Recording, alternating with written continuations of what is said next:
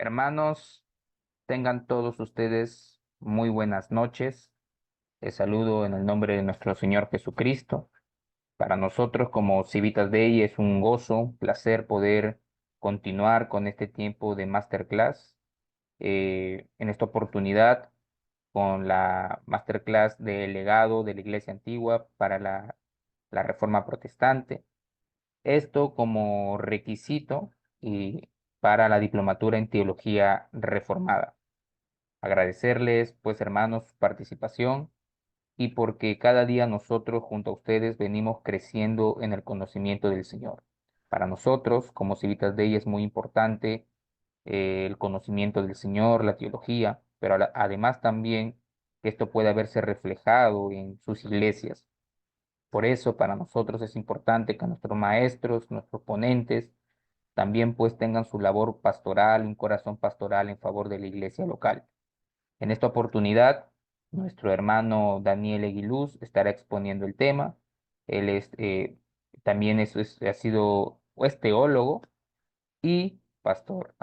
Entonces voy a darle el pase, Pastor Daniel, para que pueda desarrollar este tiempo de masterclass. Adelante, Pastor.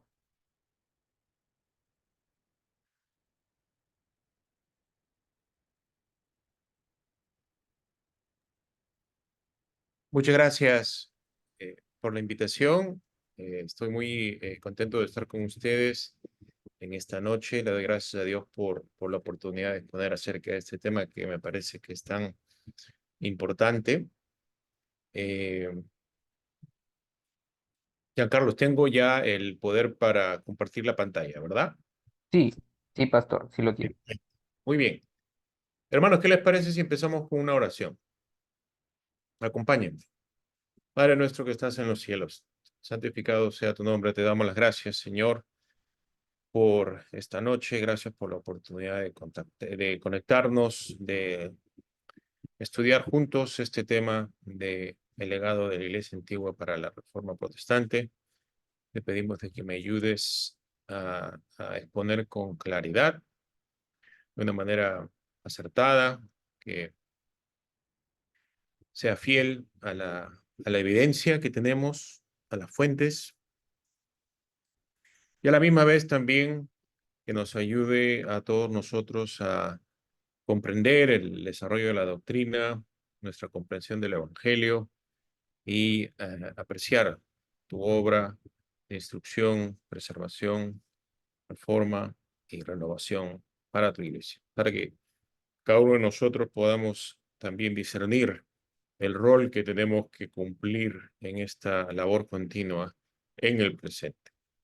Lo rogamos en el nombre de nuestro Señor Jesucristo, en el poder del Espíritu Santo. Amén. Muy bien, hermanos. Entonces déjenme compartir mi pantalla. Preparado una pequeña presentación. Si la pueden ver, ¿verdad? Sí, Muy, Pastor, sí se ve claro. muy bien, entonces ahí tienen la carátula, la presentación con el título con el tema para hoy, el legado de la Iglesia Antigua para la Reforma. Saben que eh, el diseño es intencional. Seguramente creo que la mayoría de ustedes habrá visto la imagen superior, este monumento de los reformadores. El segundo creo que es Calvino, pero no está solo, ¿verdad? Fue un trabajo en conjunto, el de la Reforma. eh, y entonces, por eso es que lo tenemos aquí, pero también hemos puesto abajo de ellos, no como inferiores, sino como el fundamento, ¿verdad? Como que los reformadores construyan sobre los padres de la iglesia, porque obviamente tenemos algunos de los padres en la parte posterior. Entonces, esa es un poquito la idea que queremos comunicar en esta presentación. No solamente de que los reformadores dependen de los padres de la iglesia en gran medida para lo que hicieron, sino que ellos intencionalmente edificaron sobre la labor que los padres realizaron. Entonces, eso es lo que vamos, como dije, vamos a tratar de demostrar en la presentación de esta noche. Y espero que para el final de esta presentación ustedes se den cuenta de que el amar a los reformadores, la obra de los reformadores del siglo XVI debe significar también amar a los padres de a la iglesia antigua, que los reformadores a la que recurrieron, como dije, muy conscientemente. Hay una dependencia consciente de, de los padres de la iglesia antigua, y por eso es que es importante entender de que la reforma es una reforma, no es una revolución. La reforma protestante es una reforma, no una revolución. Y lo que quiero decir con esto es de que la reforma es un intento de corregir los desvíos de la iglesia, no de crear una nueva iglesia. Es importante entender esto. Los reformadores no buscan crear una nueva religión. Ellos no están queriendo empezar todo desde cero. Ellos lo que quieren es simplemente desechar los errores que se fueron eh, metiendo en la iglesia con el pasar de los años, con el pasar de los siglos, en especial durante la Edad Media. Y por eso vemos que no solamente ellos argumentan en base de las escrituras, sino también en base de los padres. Entonces, obviamente, para que todos entendamos de lo que estamos hablando, quiero definir algunos términos. Cuando hablamos de la reforma protestante, como dije, estamos hablando de movimiento de renovación espiritual y también de corrección doctrinal que ocurrió en Europa en el siglo XVI y que pues resultó en el surgimiento de nuevas comunidades, nuevas iglesias, por decirlo así, que persisten hasta el presente. Estamos hablando de las iglesias luteranas, iglesias reformadas, luego posteriormente iglesias bautistas también, iglesias independientes, congregaciones independientes, eh, todas estas que son descendientes de la reforma protestante. Pero es un movimiento que hay que entender, pues ocurre en el contexto del cristianismo europeo, cristianismo occidental. Occidental, si vemos pues el mapa del mundo mediterráneo, en el que vemos a Europa occidental a la izquierda y a la derecha pues está no solamente Europa oriental, sino también el Medio Oriente, ¿no? Es importante entender esto porque hay que entender de que la reforma significó pues ese surgimiento de nuevas tradiciones dentro de la iglesia occidental. Resalto esto porque hay que entender de que la iglesia católica romana contra la que se levantan los reformadores no representa todo el cristianismo en ese tiempo. Había un cristianismo oriental, un cristianismo griego, un cristianismo ortodoxo que ya se había separado de Roma y por eso tiene su propia historia. Entonces es importante entender de que esto ocurre en un contexto limitado. Pero como ya dije, el argumento de esta presentación es de que esta reforma... no, perdón, y no definí la iglesia antigua. Cuando hablamos de la iglesia antigua, no estamos solamente hablando de la iglesia de los apóstoles, estamos hablando de la iglesia que se extiende hasta el siglo V, ¿verdad? ¿Por qué nos detenemos en el siglo V? Bueno, reconozco de que no es la única manera de dividir las épocas de la iglesia. Hay algunos que marcan el inicio de la Edad Media, que es la que sigue a la Edad Antigua, algunos siglos posteriores al quinto, pero me parece, yo sigo a la tradición que marca la caída de Roma en Occidente, la caída del Imperio Romano en su parte occidental, como pues el fin de la Edad Antigua y el inicio de la Edad Media, ¿no? Justo esto también coincide con algunos hitos teológicos como el Concilio de Calcedonia y también el ministerio de Agustín. Entonces, Agustín también para la Iglesia Occidental funciona como un antes y después, ¿no? La transición es el clímax, por decirlo así, de la Iglesia antigua en Occidente y después de él, pues empieza desde esta perspectiva la Edad Media, ¿no? Entonces nos estamos enfocando en esta iglesia de los primeros 5 siglos. Y el argumento es de que la reforma es inconcebible, no se puede entender, no se puede, eh, eh, sí, no, es imposible de concebirla sin el legado de la iglesia antigua. O sea, en otras palabras, sin iglesia antigua no hay reforma protestante, ¿verdad? Vamos a ver de que la iglesia antigua no solamente produce por un lado, algunas de las tendencias negativas que van a requerir demandar una reforma en el futuro, pero también los recursos que los reformadores usaron para realizar la reforma.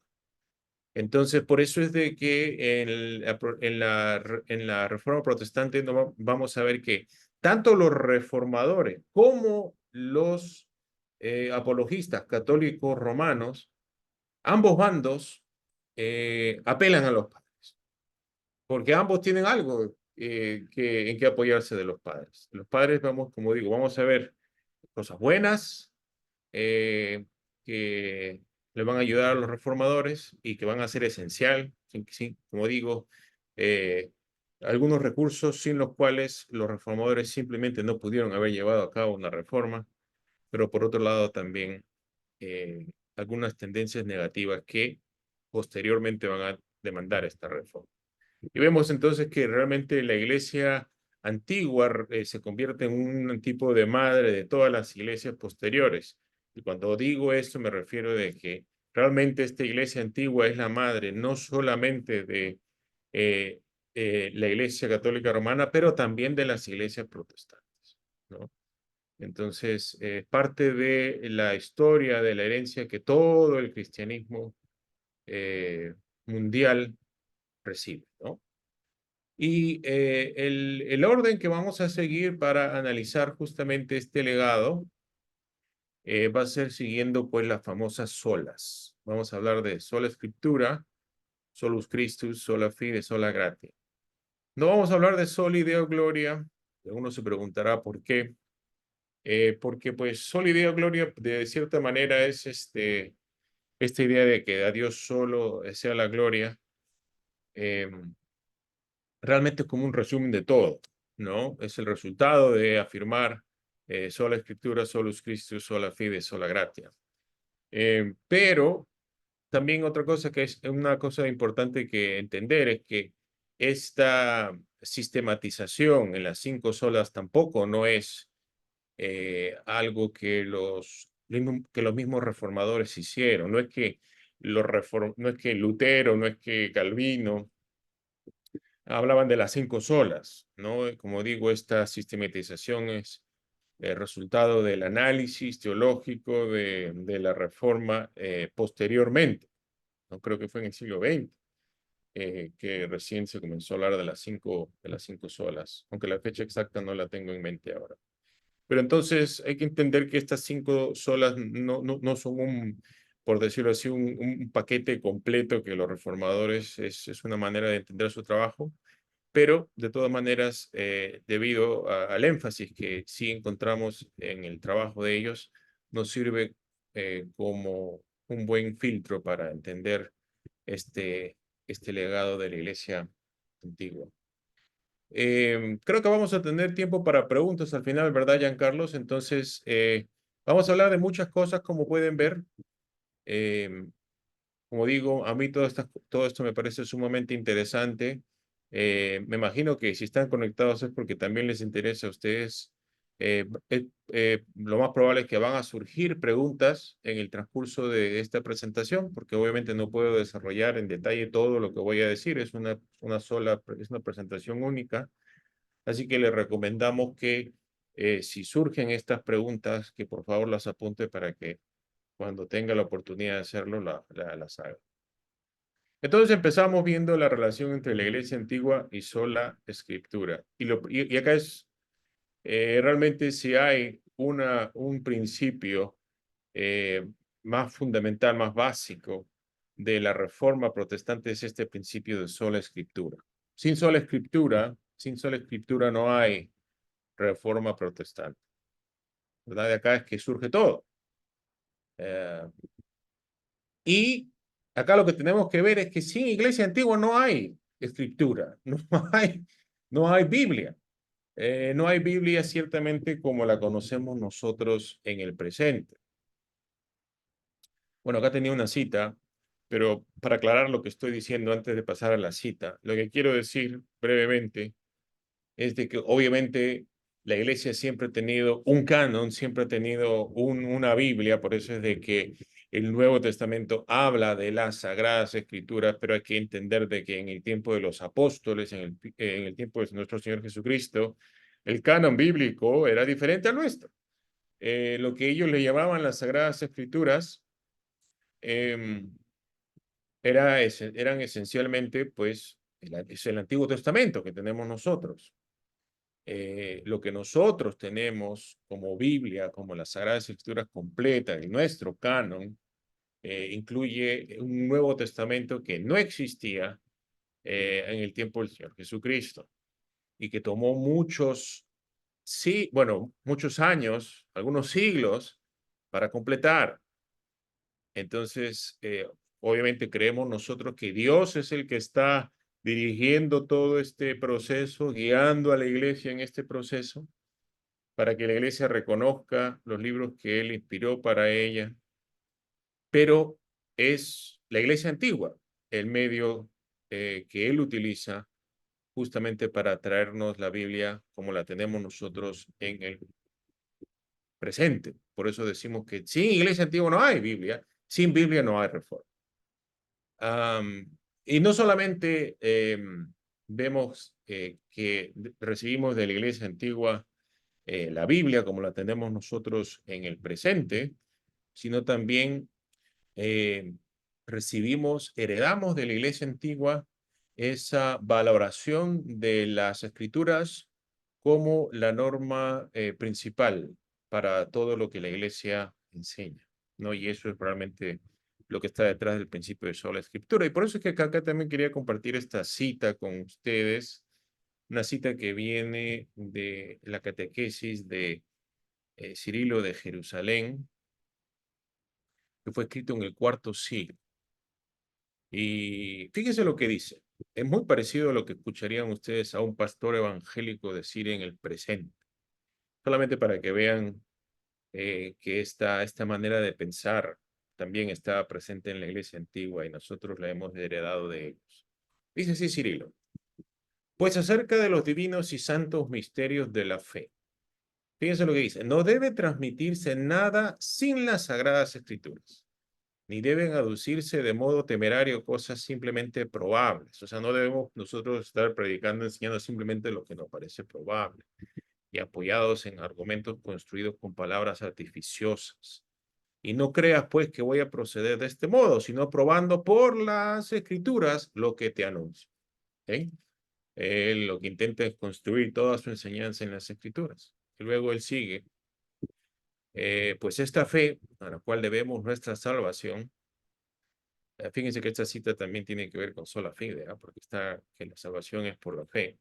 Pero dice, pero pues esta fe a la cual debemos nuestra salvación no recibe su fuerza de los comentarios y las disputas, sino de la demostración por medio de la Sagrada Escritura. Fíjense, ahí hay un punto. Y fíjense una vez más eh, la importancia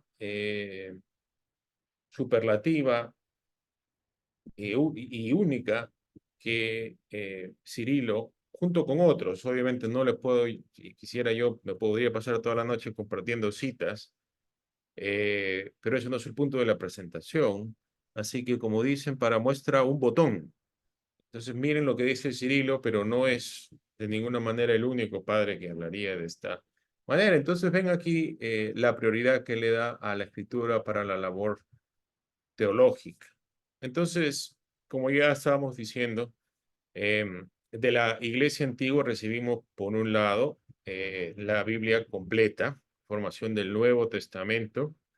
Un punto importante que notar sobre esta formación del Nuevo Testamento es de que nosotros encontramos la primera lista canónica de los 27 libros del Nuevo Testamento, como las tenemos nosotros en el presente, en la carta pascual del obispo Atanasio de Alejandría en el año 367.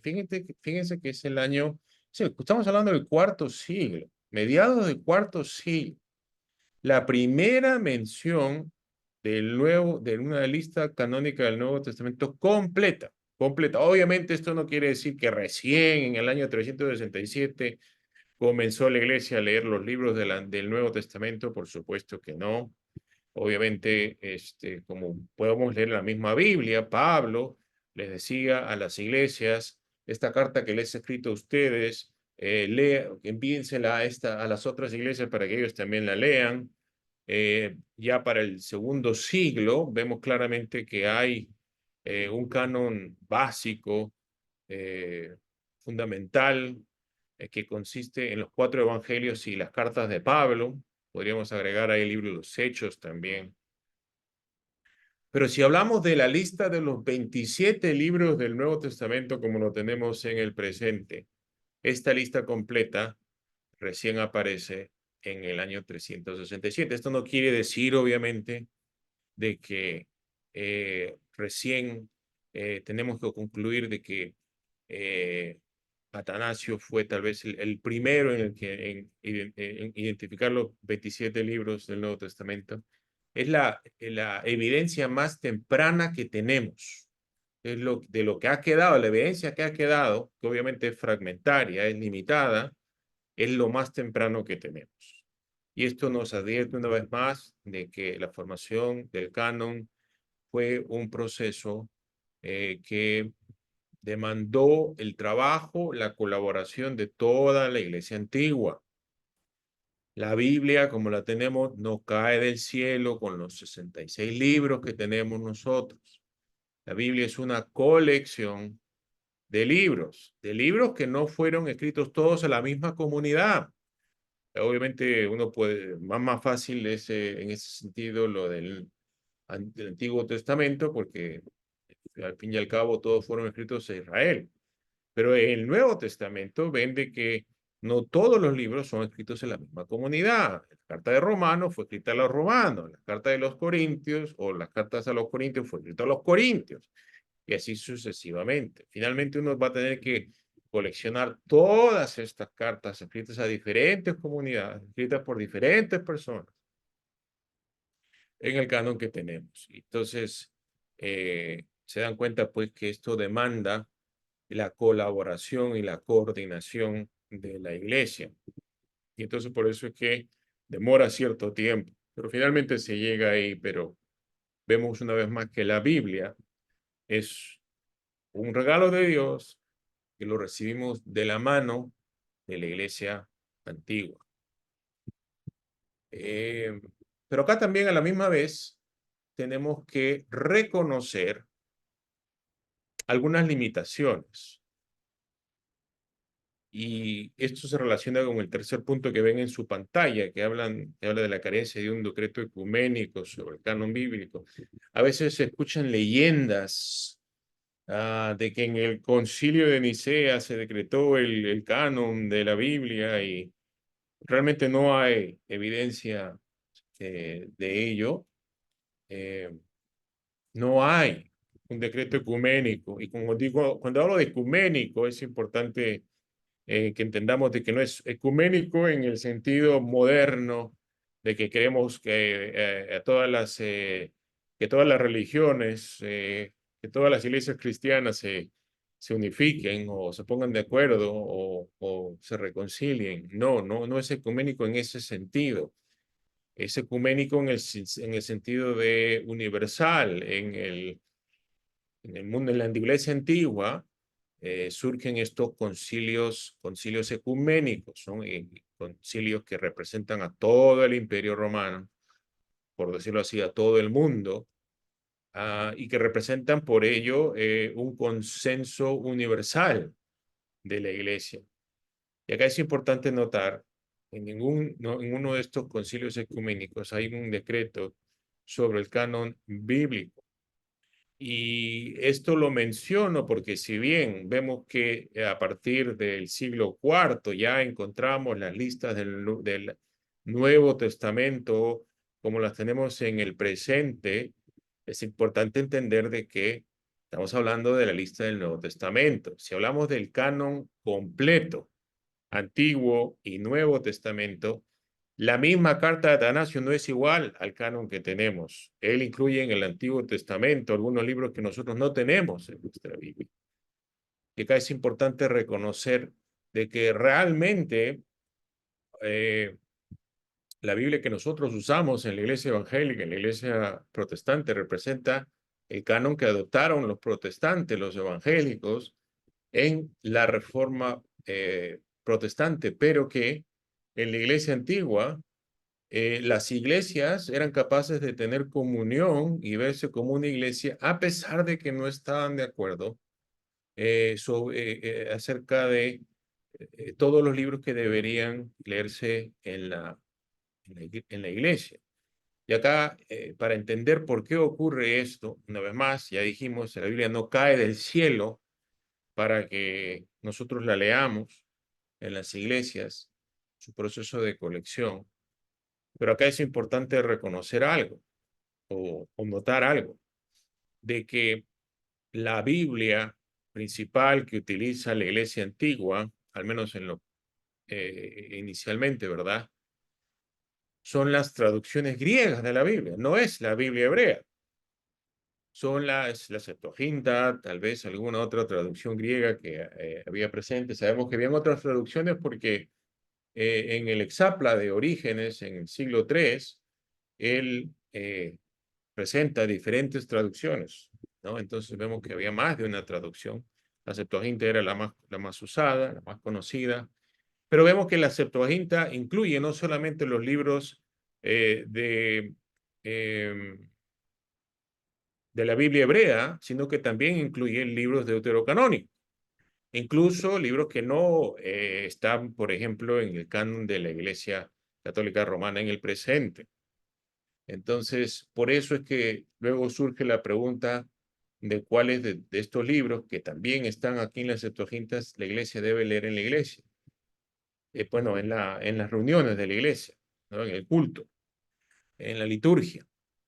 Y entonces acá una vez más es importante reconocer que no hay un decreto ecuménico y si nosotros analizamos el canon completo de las diferentes iglesias en el mundo, y cuando estamos hablando de eso, estamos hablando de justamente del hecho de que más allá de la Iglesia Católica Romana y las iglesias protestantes, hay otras iglesias que no conocemos nosotros en esta parte del mundo. Las iglesias ortodoxas, las iglesias orientales, ¿verdad? Y si vemos las Biblias que ellos usan, vemos que es un poco diferente. No solamente a nuestra Biblia protestante, sino también a la Biblia que usan los católicos romanos. Entonces, es importante entender esto de que si bien los padres nos dan un gran regalo, ya decimos que es de parte de Dios, ¿no? Con el Nuevo Testamento, tampoco es que hay un único canon aceptado universalmente, canon completo, canon total, Antiguo y Nuevo Testamento. Y esto también, pues, entonces va a dejar una pregunta para resolver para los reformadores protestantes, ¿no? Y entonces, ¿cuál es el canon? Y obviamente los reformadores van ellos eso sí, estar de acuerdo en un canon que va a ser diferente a la de la Iglesia Católica Romana, pero es importante reconocer que es el canon protestante, ¿no? Que si vemos, comparamos este canon no solamente con la Iglesia Romana, sino con la de otras iglesias, vamos a encontrar algunas diferencias. Y todo eso se puede rastrear hasta la Iglesia Antigua. Muy bien, entonces esto con respecto a la Biblia que nosotros recibimos. Pero acá también otro punto importante para notar es este asunto de la interpretación de la Biblia, ¿verdad? Vemos en la iglesia antigua no solamente que se habla de que tenemos que construir nuestra teología, nuestra enseñanza en la Biblia, en las Escrituras, como vimos de Cirilo, pero vemos que también van a surgir grupos herejes y estos grupos herejes también van a apelar a la Escritura. Y entonces es importante entender también que la iglesia antigua asocia la interpretación correcta de las Escrituras con este principio de la sucesión apostólica.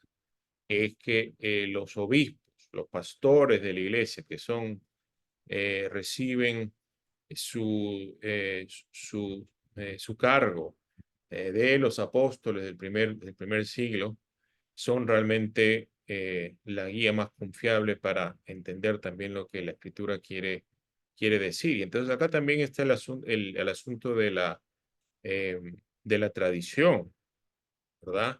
La tradición también es una parte importante del pensamiento de los padres.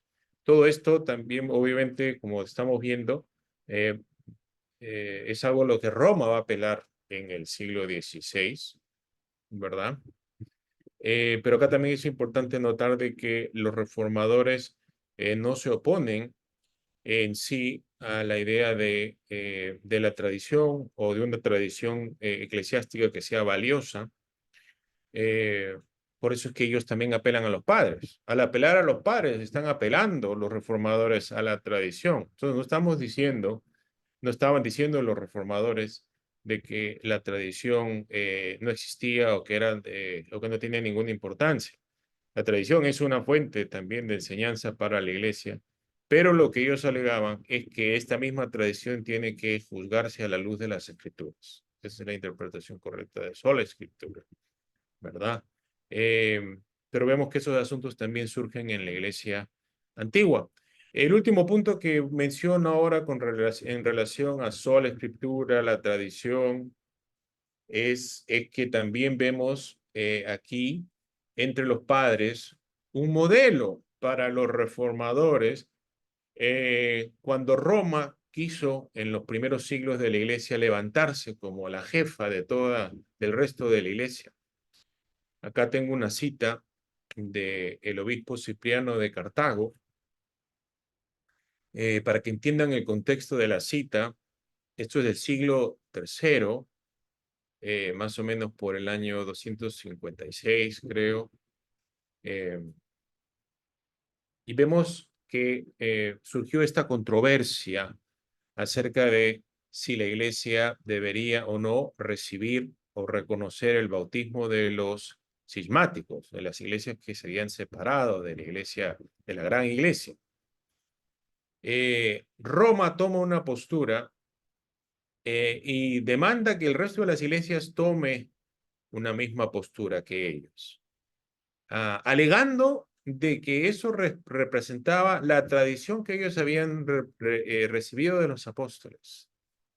Y acá Cipriano responde realmente en el nombre de todas las iglesias de África, o de la mayoría de las iglesias de África, y lo que él le responde a Roma es de que antes de la tradición humana, dice, tenemos que basar nuestras enseñanzas en la Escritura, en la tradición que hemos recibido del Señor Jesucristo, ¿no? Y entonces vemos acá, no solamente de que en el caso de Cipriano, él pone la Escritura sobre las tradiciones humanas, sino que las pone sobre Roma también, porque Roma les estaba demandando a ellos de que sigan su práctica y ellos se rehúsan a hacerlo. Entonces eso también se convierte en un modelo, una inspiración para los reformadores en el siglo XVI. Pero bueno, miren lo que dice aquí Cipriano. Dice, ni la costumbre que se había introducido entre algunos ha de impedir que la verdad se imponga y triunfe. Fíjense cómo contrasta la verdad con las costumbres. Pues una costumbre sin verdad no es más que el envejecimiento de un error. Esto es lo que nos corresponde ahora hacer a los obispos que somos fieles a los mandamientos divinos. Fíjense cómo se habla de ser fieles a los mandamientos divinos. Estamos hablando de ser fieles a la Escritura. Si notamos que hay dudas en algo, que la verdad vacila, como en Roma, ¿no? En este caso, dice retrocedamos al origen. Fíjense, recuerden cómo los reformadores hablan de ad fontes, de vuelta a las fuentes. Básicamente está diciendo lo mismo acá Cipriano. Retrocedamos al origen, a la tradición del Señor, no del hombre, sino del Señor, del Evangelio y de los apóstoles, y vayamos a buscar nuestras normas de conducta allí donde provienen originalmente. Entonces vemos aquí también cómo esta actitud de los padres, aquí en este caso de Cipriano, también se convierte en una inspiración para los reformadores del siglo XVI. Bueno, hasta ahí la Iglesia Antigua y sola Escritura, que realmente es el punto que quería desarrollar más, pero vamos a ver qué tanto podemos desarrollar de los otros puntos que tenemos acá. Si me extiendo mucho, por favor, Giancarlos, tienes todo el derecho de interrumpirme y decirme si le acabó el tiempo, hermano. La Iglesia Antigua y Solus Christus. Fíjense aquí otra cita de Cirilo. Ya se dan cuenta que me gusta mucho la catequesis de Cirilo. Es que hay que entender aquí, Cirilo es el obispo de Jerusalén. Es una de las iglesias principales. La iglesia madre de todas, pues, ¿no? De cierta manera. Y él escribe en el siglo IV, en esta transición de cristianismo perseguido, a convertirse primero en religión legítima o lícita, y posteriormente en la única religión oficial del imperio, ¿no? Entonces, él representa esta figura de transición, eh, obispo en una de las principales iglesias de todo el Imperio Romano. Y fíjense lo que dice él acerca de esto. Está hablando acá, bueno, voy a comentar según lo lea. Dice, al aprender y confesar la fe, debes abrazar y guardar como tal solo la que ahora te es entregada por la iglesia con la valla de protección de toda la escritura. Fíjense una vez más cómo dice Cirilo, al recibir esta fe de parte de la iglesia tienes que ver de que esté fundada en la escritura. Pero luego dice, pero puesto que no todos pueden leer las escrituras, recuerden de que en ese tiempo había muchos analfabetos y muchos esclavos que tenían que trabajar, no tenían tiempo libre. Pero puesto que no todos pueden leer las escrituras, a unos se les impide la impericia, no son capaces, y a otros sus ocupaciones. Dice, para que el alma no perezca por la ignorancia, resumimos en pocos versículos todo el dogma de la fe. Considera cuando sea oportuno, a la luz de las Sagradas Escrituras, el contenido de cada una de sus afirmaciones. Está hablando del resumen de la fe, que es el credo. Estamos hablando del credo de la iglesia. Este resumen de la fe no ha sido compuesto por los hombres arbitrariamente, sino que seleccionadas de toda la escritura, las afirmaciones más importantes componen y dan contenido a una única doctrina de la fe. Dice, y así como la semilla de mostaza desarrolla numerosos ramos de un grano minúsculo, también esta fe envuelve en pocas palabras, como en un seno, todo el conocimiento de la piedad contenido tanto en el Antiguo como en el Nuevo Testamento. Así pues, hermanos, considerad y conservad las tradiciones que ahora recibís y grabádlas en la profundidad de vuestro corazón.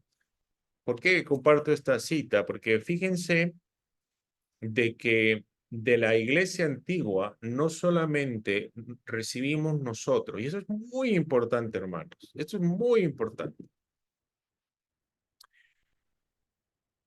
De la iglesia antigua no solamente recibimos la Biblia, sino recibimos una manera muy específica de leer la Biblia. De la iglesia antigua no solamente recibimos, y esto lo aceptan los reformadores, es importante notar esto. Y uno de mis anhelos más grandes es de que las iglesias evangélicas del presente puedan recuperar esto, que muchas hemos perdido. De la iglesia antigua no solamente se recibe la Biblia, sino también el credo que resume la enseñanza de la Biblia. De la iglesia antigua no solamente recibimos la Biblia, sino el credo que resume toda la enseñanza de la Biblia. Y este credo, si ustedes lo conocen, se dan cuenta que es trinitario, pero también es cristocéntrico, ¿no? Realmente el corazón del credo es la persona y la obra de Jesucristo. Y así nos conectamos este día de Solus Christus también.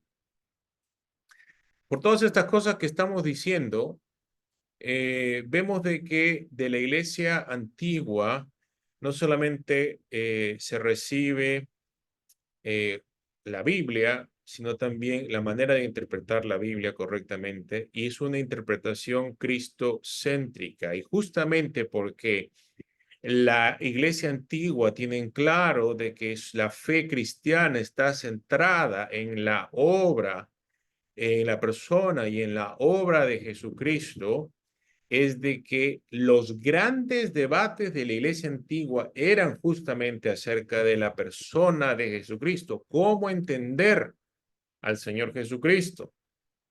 ¿Qué quiere decir la Biblia cuando se le llama a Jesucristo el Hijo de Dios? ¿Verdad? Y por eso es que surgen estos debates que fueron eh, grabados, registrados para la posteridad en los concilios ecuménicos que ya mencionamos, que como podemos ver, siempre tienen a Cristo en el centro, porque de la iglesia antigua vemos que Cristo es el centro de la fe. Oye, entonces vemos en la iglesia antigua que se habla del Señor Jesucristo, de que es de la misma esencia, de la misma sustancia que el Padre. Eso se dice en Nicea, en el año 325. Obviamente no es la primera vez que se dice eso, pero es la afirmación clásica, ¿no? Que se hizo normativa para las futuras generaciones. Esto de una sola, de la misma esencia, homoousios. Esto no está en la Biblia. Eso los padres concluyeron de que era la mejor manera de explicar esta relación. Ciertamente en respuesta a las herejías de Arrio, de la iglesia entonces antigua, recibimos estas fórmulas clásicas de que el Hijo es Hijo eterno de Dios, de la misma sustancia, de la misma esencia del Padre. Recibimos de la iglesia antigua la idea de la Trinidad. Ya saben que los críticos de la ortodoxia, como los testigos de Jehová, los mormones, ellos son muy rápidos de observar de que en la Biblia no existe la palabra, no se encuentra la palabra Trinidad. Y es verdad, no está en la Biblia. Eso lo recibimos nosotros de los padres, lo recibimos de la iglesia antigua y lo seguimos afirmando hasta el presente. Entonces es de la iglesia antigua que recibimos la Biblia y la manera correcta de leer esa Biblia, resumida en el credo. Vemos de que Jesucristo es de la misma esencia del Padre en su divinidad, pero vemos que también en las otras concilios, especialmente en el de Calcedonia, esto es en el siglo V, vemos que se habla de Jesucristo como teniendo dos naturalezas, siendo homoousios con el Padre en su divinidad y siendo homoousios de la misma naturaleza, la misma sustancia con nosotros en nuestra humanidad. Engendrados, ellos decían, del Padre eternamente y pues engendrado de la Virgen por el poder del Espíritu Santo en el final de los tiempos para nuestra salvación. Todas estas fórmulas de la ortodoxia clásica, cristológicas, trinitarias, se desarrollan en la iglesia antigua y los reformadores lo reciben como la manera correcta de interpretar la Biblia y predicar el Evangelio. Y entonces, cuando hablamos de solus Christus, solamente Cristo es salvo. No es al igual que la iglesia antigua, esto lo aprenden los reformadores de la iglesia antigua, al decir que solo Cristo salva, no es que cualquier versión de Cristo te puede salvar. El Cristo de los arrianos, que niegan su divinidad, según los padres, creemos que están en lo correcto, ese Cristo no puede salvar. Que es el mismo Cristo de los mormones, no de los mormones, de los testigos, ¿no? Que niegan que es de la misma divinidad del Padre, ¿no? Entonces, son los padres los que le enseñan a los reformadores de que el único Cristo que puede salvar es el Cristo de la fe nicena, de la fe calcedonia, el Cristo que es igual al Padre en su divinidad e igual a nosotros en su humanidad, claro que sin pecado, ¿verdad? Y esto lo asumen completamente los reformadores y también lo enseñan. Y es muy triste que esto sí podemos ver en el presente de que se ha perdido en muchas iglesias evangélicas, que no se conoce la enseñanza ortodoxa, clásica de la cristología, de la Trinidad, y se llaman evangélicas estas iglesias, pero a veces lo que predican son verdaderas herejías. Los reformadores no hicieron eso. Los reformadores no solamente afirmaron sola escritura, sino que también presentaban al Cristo que recibieron de los padres, ¿no? Entonces, es importante entender eso. Sin la iglesia antigua tampoco podríamos tener la definición del Cristo, el Cristo que solamente Él puede salvar, ¿no? Pero también a la misma vez, ¿se acuerdan que hemos hablado acerca de cómo eh, de la iglesia antigua recibimos pues los recursos para la reforma, pero también algunas tendencias que van a desembocar en los errores de Roma que los reformadores van a querer corregir en el siglo XVI. Y entonces tenemos que reconocer esto también para tener una imagen, una comprensión más clara de el legado de la iglesia antigua. Y la iglesia antigua, hay que reconocer, también recurría a la intercesión de los mártires, aunque no como sería posteriormente. ¿Qué queremos decir con eso? Recuerden de que en la iglesia antigua, al menos antes de Constantino, es la iglesia perseguida, es la iglesia de los mártires, como dice Justo González. Y los mártires pues se creían de que si había algún cristiano, algún tipo de cristiano que podríamos estar seguros de su salvación, ciertamente decían muchos de los padres, muchos de los cristianos de la iglesia antigua tienen que ser los mártires, ¿no? Nadie puede negar acerca de la fe de los mártires, que lo dan todo por Cristo, ¿no? Lo siguen a Cristo en la cruz, en la confesión hasta la muerte. Y entonces, inicialmente mencionamos a Cipriano, ¿verdad? Anteriormente. Cipriano mismo va a morir como un mártir. Y vemos justamente que en este tiempo, vemos que lo que ocurre también es de que, por ejemplo, si vemos a Cipriano le escribe a un grupo de cristianos que estaban encarcelados, a punto de ser martirizados por la fe, les piden de que se acuerden de los que quedan vivos en sus oraciones, incluso después de muertos. Fíjense cómo en estas primeras instancias no es que le están pidiendo a muertos que intercedan por ellos, le están pidiendo a personas vivas que intercedan por ellos, pero le están pidiendo que intercedan por ellos incluso después de su muerte, mártires, ¿verdad? Los que iban a ser martirizados.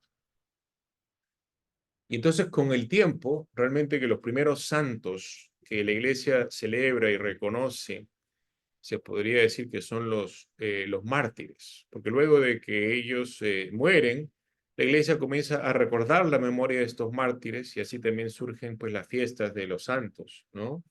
En la fecha en la que algún cristiano muere como mártir, la iglesia también se podría reunir para celebrar el culto en honor a ese mártir, ¿no? Recordar su memoria.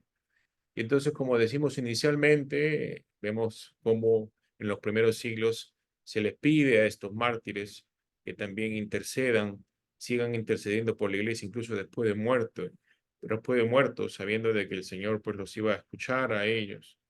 Pero se dan cuenta cómo también esto posteriormente, como digo, esto no es que surge con todos sus colores en ese tiempo, pero se dan cuenta entonces también cómo se están sembrando estas semillas para que en siglos posteriores surjan la idea de estos supercristianos, los santos, a los que podemos nosotros recurrir para su intercesión, además de Cristo, ¿no? Entonces, hay que reconocer que esto también surge en la iglesia, o podemos encontrarlo en la iglesia antigua y también es parte del legado. Como estamos viendo, de la iglesia antigua no solamente recibimos los recursos para la reforma, sino también algunas tendencias que resultaron en los problemas que la reforma quiso corregir. Pasamos entonces a hablar acerca de... Ah, no, perdón, tengo una cita aquí de Lutero para que vean ustedes cómo Lutero, el reformador más famoso, él también depende del credo que estamos hablando, del Cristo niceno, del Cristo calcedonio, para predicar su evangelio. En su catecismo, él enseña el credo, ¿verdad? Él está de acuerdo con Cirilo de que el credo es el resumen más completo de la doctrina bíblica. Y entonces él expone el credo. ¿Y cómo lo expone? Bueno, de esta manera. Dice, ¿qué quiere decir esto? Hablando del segundo artículo, creo en Jesucristo, su único Hijo, nuestro Señor. Y fíjense cómo lo explica siguiendo las fórmulas de los padres de los primeros siglos. Dice, creo que Jesucristo, verdadero Dios, está citando Nicea ahí, porque en Nicea dice Dios verdadero, de Dios verdadero, de Jesucristo. Dice, creo que Jesucristo, verdadero Dios, engendrado del Padre en la eternidad, todo eso lo está tomando los padres él.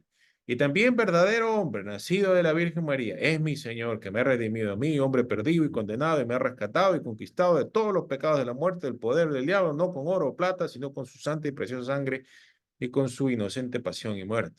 Y todo esto lo hizo para que sea suyo, yo sea suyo, y viva bajo él en su reino y le sirva en justicia, inocencia y bienaventuranza eterna, así como él resucitó de la muerte y vive y reina eternamente.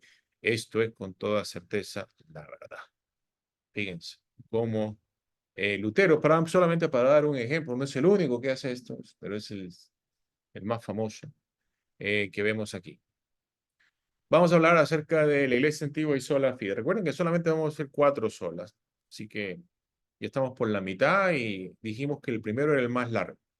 Así que no se asusten, que no los vamos a tener tanto, no los vamos a llevar hasta la medianoche. Empezamos con una cita para que vean justamente la importancia de la fe que predica la iglesia antigua y que también lo heredan los reformadores. Este es Ireneo. Dice así, pues, por temor a cosas semejantes, nosotros debemos mantener inalterada la regla de la fe. Ya vimos que esta regla de fe es un resumen de la fe que finalmente va a resultar en los credos de la iglesia, en los credos antiguos. Pero fíjense, él habla de también y cumplir los mandamientos de Dios creyendo en él. Fíjense cómo van de la mano el cumplir los mandamientos con creer. Eso tiene que ver con la relación de la fe con las obras que vamos a mencionar. Temiéndole como a Señor y amándole como a Padre. Por lo tanto, un comportamiento de este estilo es una conquista de la fe. Pues como dice Isaías, si no creéis, no comprenderéis. La fe nos es concedida por la verdad, pues la fe se fundamenta en la verdad. Fíjense cómo la fe está fundamentada en la verdad, pero luego dice algo aún más claro. Dice, ahora bien, puesto que la fe sostiene nuestra salvación. Fíjense lo que dice. La fe sostiene nuestra salvación. Es necesario prestarle mucha atención para lograr una auténtica comprensión de la realidad. Es importante acá también de que notar de que al menos claramente en esta cita, Ireneo, cuando habla de la fe, no está hablando tanto del ejercicio de la fe como confianza, sino del contenido de la fe, ¿verdad? de lo que se cree, no de la fe que se ejercita, sino de lo que se cree. Pero es importante acá notar el rol fundamental que los padres le ponen, le atribuyen a la fe. Y si queremos ver, ya que estamos hablando del credo que resume toda la doctrina patrística, y para ellos resume toda la enseñanza de la Biblia, ¿no? Si vemos la afirmación que tiene el credo niceno-constantinopolitano, dice creemos, y obviamente se dice creemos en el Padre, en el Hijo, en el Espíritu Santo, pero luego cuando habla de la iglesia dice creemos en un solo bautismo para el perdón de los pecados. Y acá es importante ver la relación que esto tiene con la fe y la salvación, porque acá es importante notar algo, que la iglesia, eh, no sé desde cuándo se empezó a decir esto, pero ciertamente resume o expresa de manera correcta el pensar de los padres de que el bautismo es el sacramento de la fe. Nosotros hoy en día, para entender esto, nosotros hoy en día, pues hacemos nuestras campañas evangelísticas, nosotros invitamos, hacemos nuestros llamados, pedimos a la gente que reciba a Cristo en su corazón, que haga la oración del pecador y decimos que se recibe a Cristo de esa manera. Es importante entender de que la iglesia no siempre actúa así. Es importante entender de que estas prácticas que estoy describiendo realmente son el resultado de un contexto muy, muy específico, estas campañas de avivamiento en las cuales se estaba hablando ya a personas que se veían como cristianos, que estaban todos bautizados, pero como dice el Señor en otro contexto, no era así desde el principio. Lo que vemos nosotros, creo que lo vemos en la Biblia, pero ciertamente lo vemos con mucha claridad en la iglesia antigua, es de que el bautismo era el medio por el cual uno recibía al Señor Jesucristo y era el medio de recibir a Jesucristo porque también era el medio por el cual ciertamente los adultos confesaban su fe públicamente. Esa confesión pública de fe en Jesucristo se hace en el bautismo. Ah, y entonces, fíjense una vez más la relación aquí que hay entre la fe y la salvación, porque ese único bautismo, que es en parte la expresión de la fe de el que va a ser bautizado en el Señor Jesucristo, se convierte en la base para el perdón de los pecados, de todos los pecados, ¿no? ¿Cierto? Entonces vemos aquí, aunque no es tal vez muy obvio para nosotros, vemos en una afirmación como la del credo, como también la iglesia afirma la salvación por la fe, por la fe, incluso sin obras, ¿ah? Podríamos decir, porque si bien hay un periodo de catequesis, hay un periodo de preparación, ciertamente obras de valor delante de Dios, los padres van a decir que se empiezan a realizar después del bautismo, después de haber recibido la gracia del Espíritu Santo, ¿no? Entonces, podemos ver aquí también una salvación por fe en la misma práctica de la iglesia. Pero aquí también tenemos que reconocer de que si bien los padres hablan de la fe como el fundamento de nuestra salvación, como lo leímos de Ireneo, también es importante reconocer que ellos también hablaban de la necesidad de las buenas obras, y que esta relación entre la fe y las buenas obras no siempre se explica de la manera más clara. Hay veces en las que los padres van a hablar y van a decir de que las buenas obras son el resultado de la fe, ¿no? Fíjense cómo en ese caso tiene prioridad la fe. Es la fe la que nos lleva a hacer buenas obras. Pero en otros casos no hablan de esa manera y hablan de la fe y que necesita también de buenas obras. Entonces, esto tiene que ver también con la reforma, porque esta relación entre la fe y las buenas obras, los reformadores también van a tener que definir de manera muy clara, justamente pues porque están combatiendo contra la idea de el mérito que pueden tener las obras en la salvación del hombre. Pero como estamos viendo, pues esta relación no está muy clara en la iglesia antigua y de hecho vemos que si bien se dice que el bautismo borra todos los pecados, está claro que borra todos los pecados que se hacen hasta el bautismo, pero luego eh, surge la pregunta acerca de los pecados después del bautismo. ¿Cómo? Y van a haber algunos que realmente no van a ser lo suficientemente como para hacer de su posición la norma, pero sí que van a estar presentes. Van a haber algunos, van a tomar una línea bastante rigorista y van a decir, no, los pecados serios después del bautismo no se pueden perdonar.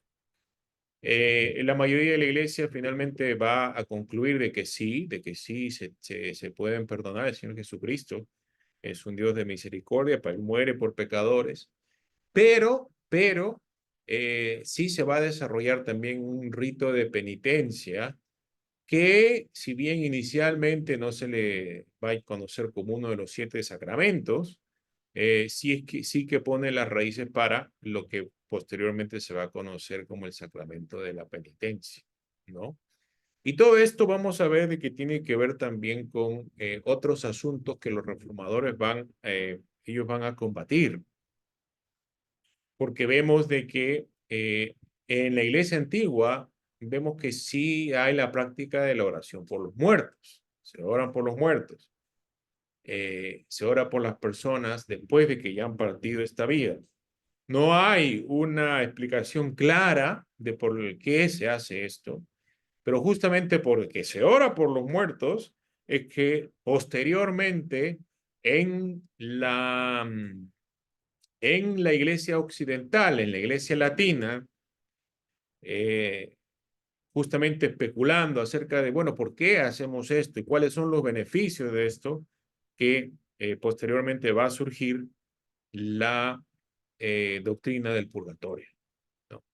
La raíz de la doctrina del purgatorio realmente, históricamente, me parece que está claro que es la oración por los muertos. Es la pregunta de por qué estamos orando por ellos y cuál es el beneficio, ¿no? Debe haber algún beneficio de lo que estamos haciendo. Y entonces vemos que esto está presente en la iglesia antigua. En la iglesia antigua todavía no hay una doctrina del purgatorio, no, ciertamente no como la vamos a encontrar en la Edad Media, pero vemos que surgen las raíces en este tiempo, ¿no? Y entonces fíjense cómo también hay esta idea también de la penitencia, los pecados después que todas estas cosas van a demandar una explicación más clara en el futuro. Finalmente, vamos a hablar de sola gratia, de sola gracia. Vamos a hacerlo bastante corto y después ya concluimos y dejamos espacio para preguntas. Y aquí citamos al famoso Agustín, que ya lo mencionamos en la introducción. ¿Se acuerdan que hablamos de Agustín como el gigante que que marcaba la transición de la iglesia antigua a la iglesia medieval? Agustín, creo que ciertamente en el occidente se le reconoce como el teólogo más influyente en toda la historia después ciertamente, después de los apóstoles, después de Pablo, ¿no? Eh, Fíjense lo que dice Agustín. Dice, defendemos y afirmamos, recuerden, Agustín es en el siglo V, ¿verdad? Defendemos y afirmamos paladinamente, en conformidad con las Santas Escrituras, que tanto el principio de la fe como la perseverancia hasta el fin son dones gratuitos de Dios. Porque si decimos que el primero depende de nosotros, de modo que con él merezcamos los otros dones, lógicamente concluyen los pelagianos que la gracia de Dios se nos da conforme a nuestros méritos.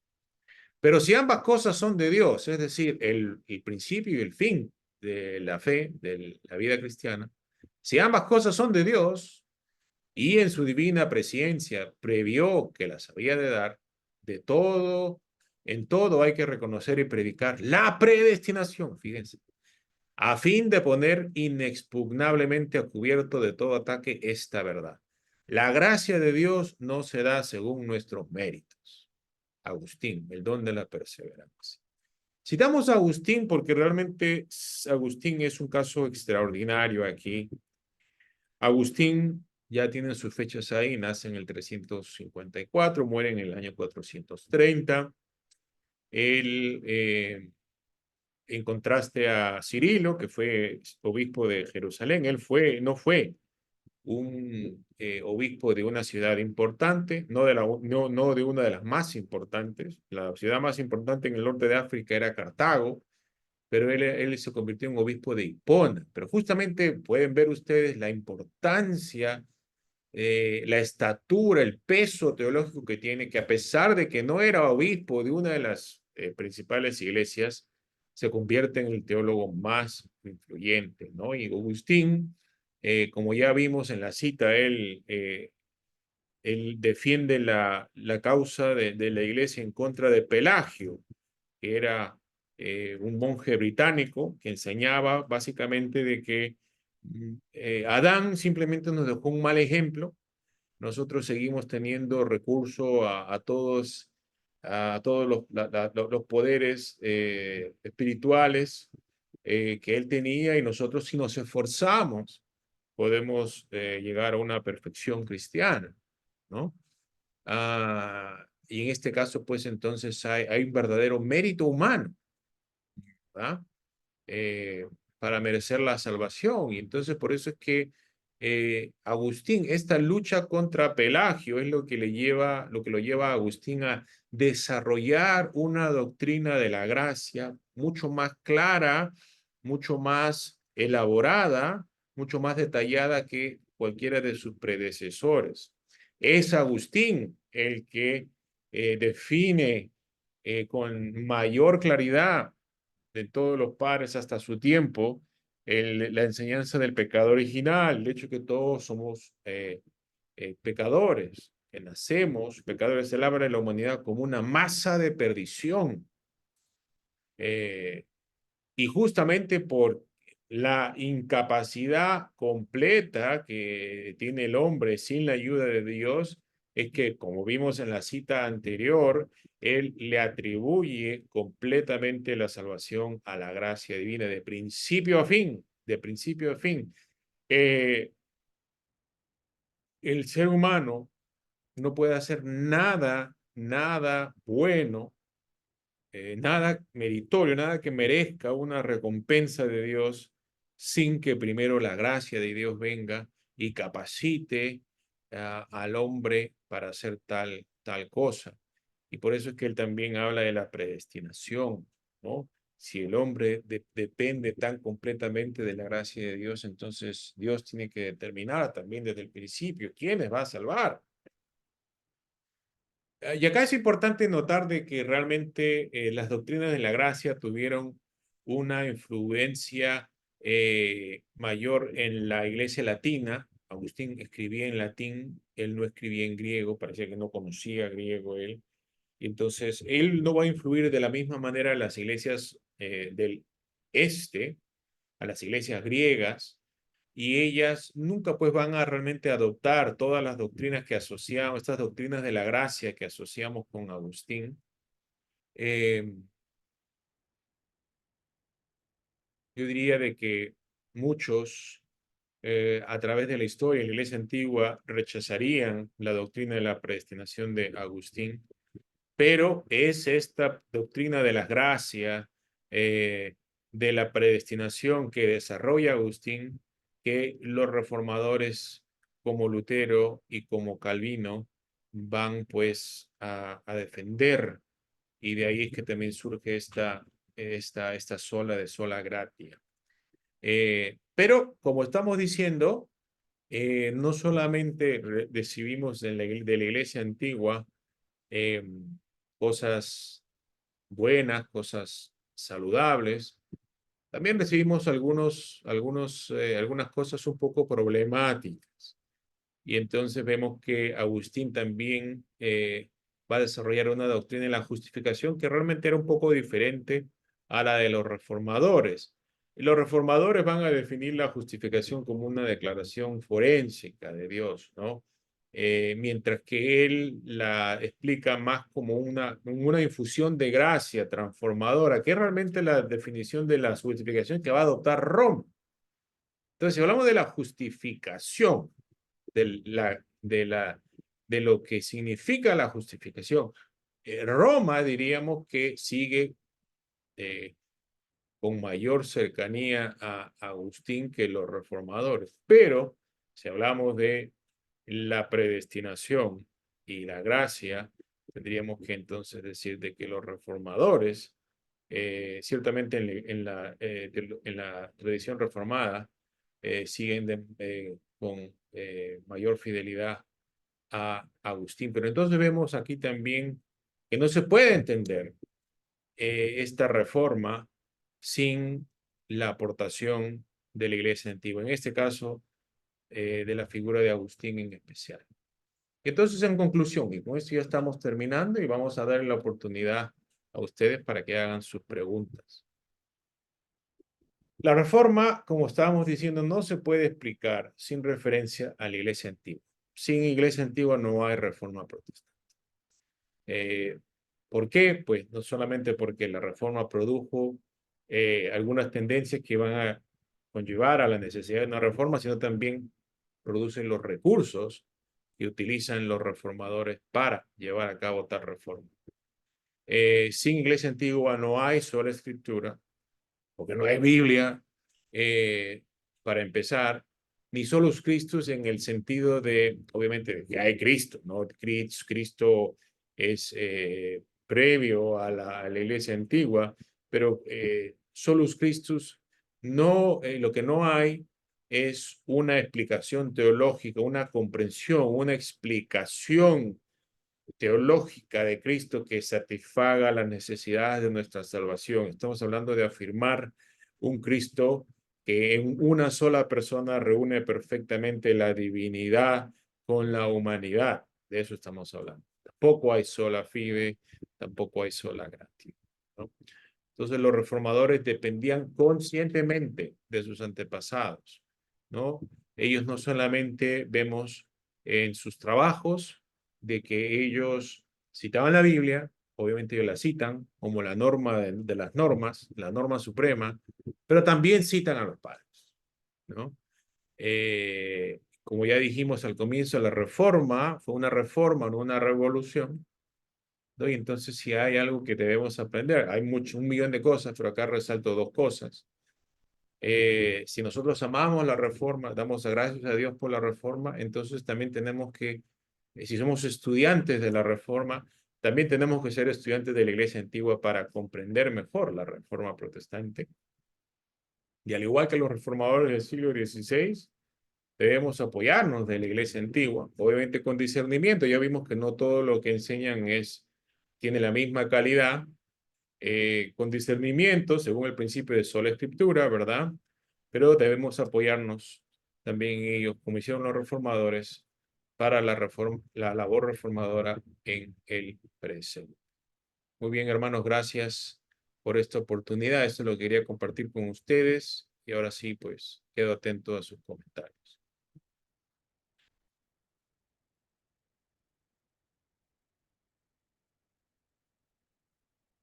Gracias, Pastor Daniel, por este tiempo de clase.